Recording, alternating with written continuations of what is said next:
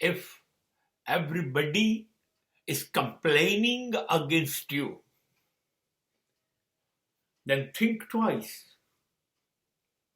There must be something wrong, totally wrong within you.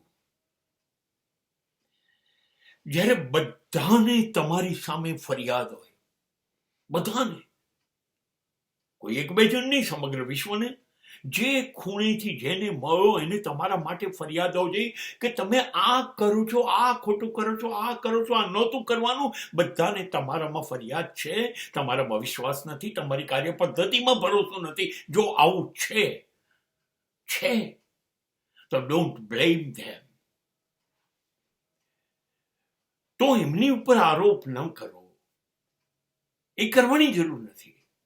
એને ખોટા સાબિત કરવાનો પ્રયત્ન ન કરો. એવું કેવી રીતે હોય? આટલા બધા માણસો ખોટા અને તમે એકલા સાચા? નહીં. હવે જરાક મનને શાંત કરો, બેસો એક ખૂણામાં અને પોતાની ઉપર નજર નાખો. તમારી આખી જાતને તપાસો. તમે કરો છો જે કાર્ય, એ કાર્ય તપાસો, એ કાર્યના ફળ તપાસો, પદ્ધતિ તપાસો, કારણો તપાસો અને શોધી કાઢો કેમ બધા જ મને ખોટું સમજે છે, મારી ક્યાં ભૂલ થઈ જાય છે, એ શોધી કાઢો. કેમ કે એક કન્ફર્મ છે, એક માણસ ખોટો હોઈ શકે, આખું જગત ખોટું ના હોઈ શકે.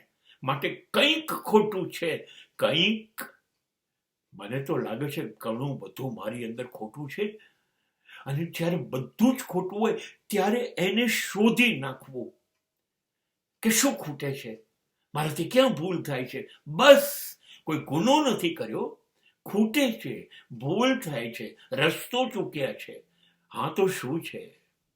મારી ભૂલો છે, હું ખોટો છું, મને ખબર પડી ગઈ છે હું ક્યાં ખોટો છું, કેટલો ખોટો છું. બસ સુધારી કાઢીશ, આજથી જ મારી જાતને બદલી કાઢીશ.